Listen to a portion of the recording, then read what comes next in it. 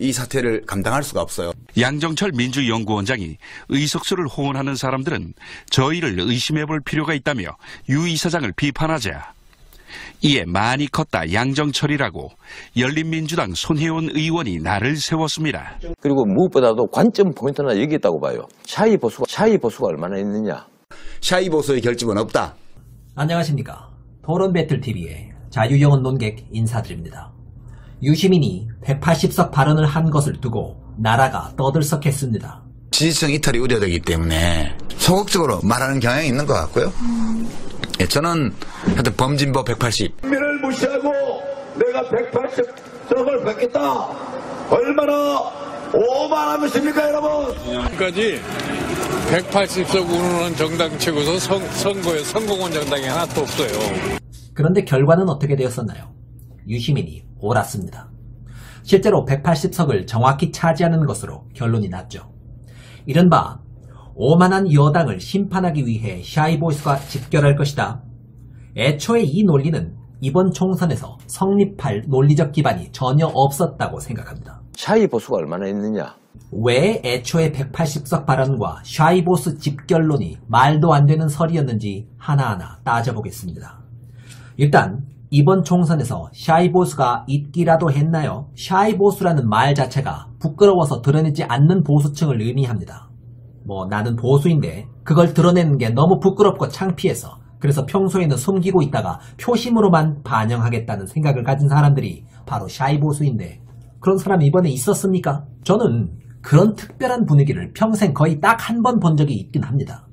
박근혜 탄핵 때 그땐 대놓고 박근혜 지지한다고 말하는 게 창피할 만큼 심각한 상황이었던 게 맞죠. 청와대로 정력제가 밀반입되는 꼴이 생중계되는 판국에 무턱대고 박근혜 공주마마하고 빨고 있는 게 창피한 일이었죠. 그래서 그때는 인정.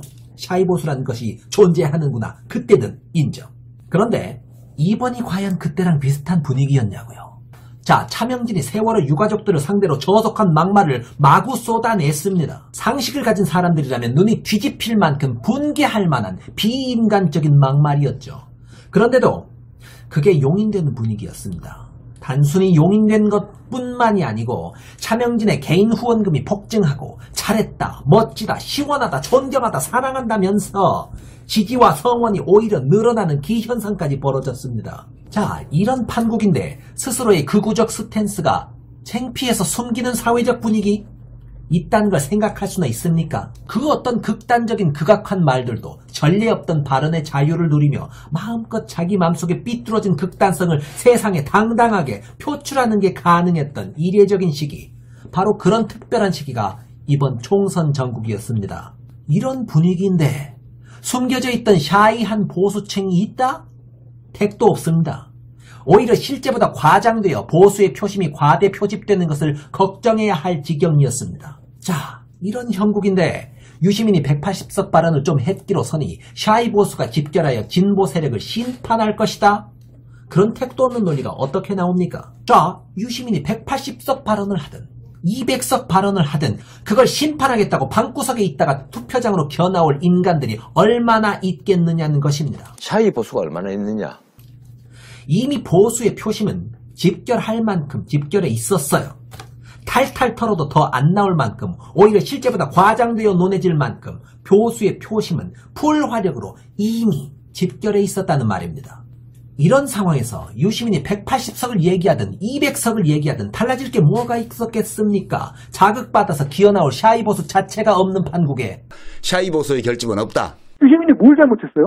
그냥 괜히 지대 겁먹고 막 언론들이 180석 오만하다 이러니까 겁먹고 그냥 도망간 거예요. 미래통합당이야. 자기 당의 일이니까 희망을 좀 섞어서 어딘가에 있을지도 모르는 파랑새, 어딘가에 있을지도 모르는 샤이보수층을 결집 좀 시켜보고자 그런 말도 안 되는 지푸라기라도 잡아보려 했을 수는 있겠습니다. 그들의 입장은 이해가 돼요. 그런데 제가 정말 실망스러운 지점은 민주당마저도 그 논리의 허구성에 주목하지 못하고 그냥 그걸 다 인정해버리고 유시민을 저격하는데 동참해버렸다는 바로 그 지점에 있습니다. 유 이사장 발언을 아예 실언으로 취급하고 정말 180석 얘기는 크게 실수한 것 같습니다. 큰 실수를 했기 때문에 때로는 바깥에 있는 분이 더 심하게 선거 결과를 섣불리 예측하고는 누가 국민의 뜻을 안다고 그렇게 함부로 말할 수 있습니까? 유시민 이사장이 다른 분야들에 비해서요. 선거 분야에 대해서 맞춰본 적이 거의 없어요. 아마 맞춘 거 아마 거의 없을 겁니다. 아마요. 최대한 조심하자는 차원에서 최대한 겸손의 자세를 취하려 했던 것까지는 민주당의 입장도 이해해드릴 수는 있습니다. 돌다리도 두드리며 건너야죠. 그죠? 그런데 돌다리를 두드리는 과정에서 돌다리를 부숴버려야 되겠습니까? 돌다리 기둥뿌리를 하나 뽑아버려서야 되겠습니까? 돌다리를 두드리는 과정이 중대한 희생을 감수하는 것이라면 두드림의 강도를 조절해야죠. 돌다리 두드리다가 유시민이라는 친노의 거물을 직격으로 겨누어버리는 건 우스운 짓거리 아닙니까? 단지 현재 민주당에 소속된 분이 아니라는 점만으로 지금 당장의 이익에 눈이 멀어 유시민에 대한 저격 정도는 감수 가능한 희생 정도로 보고 쉽게 저격해버리신 것 아니십니까? 이번 총선만 이길 수 있으면 유시민쯤은 짓밟고 간다? 유시민에는 민주당원도 아니니까 써먹고 버릴 카드다? 민주당 형님들, 그래서는 안 됐었던 것입니다. 범진보 진영이 쌓아올렸던 돌다리에서, 이 거대한 진보의 돌다리에서 소위 친노와 참여계가 쌓아올린 비중은 결코 무시할 수 없을 만큼 거대하기 때문입니다. 사실상 지금 민주당을 지지하고 있는 거대한 유권자 풀의 한 기둥뿌리가 친노와 참여계 세력이에요. 그 친노와 참여계 세력을 대표하는 상징과도 같은 인물이 누구다? 누구긴요. 쌍두마차가 계시죠. 문재인 그리고 유시민. 한 분은 현 시점 대한민국의 대통령이 되셨고 한 분은 대한민국의 제야지식인이 되셨는데 단지 한 분은 권력에서 좀 멀어졌다는 이유로, 게다가 민주당 소속도 아니라는 이유로, 그리고 민주당 소속이었던 적이 한 번도 없었다는 이유로 속 편하게 생각 없이 땅! 저격해버려요. 민주당이라는 허울뿐의 테두리를 제외하고 진정 이 사회의 진보의 실현을 위해 힘써왔던 인물로서 유시민만한 인물이 단 한 분이라도 더 계십니까? 현재 그의 자격이 민주당원이냐 아니냐, 현역이냐 아니냐, 그딴 테두리가 뭐길래요. 그딴 건 허울에 불과합니다. 무엇이 진정 중요한 것입니까? 오히려 현 시점 민주당을 지지하는 많은 자들은 민주당 그 자체가 목표이기 때문에 민주당을 지지하는 게 아닙니다. 단지 민주당은 이 사회의 진보를 이룩하는 유력한 수단이기 때문에 잠시나마 지지를 받고 있을 따름입니다. 착각하지 마십시오. 그냥 허울뿐인 민주당이라는 테두리 하나 지키려다가 공고하게 쌓아올린 진보의 큰 축을 허물어버리지 마십시오. 민주당 지도부 형님들, 충분히 이번 건과 같은 경우에 유시민과의 선긋기만으로도 대응할 수 있었다고 저는 생각합니다. 저격할 필요가 없었다고요. 이 사태를 감당할 수가 없어요. 저의 개인적인 생각을 밝히는 것과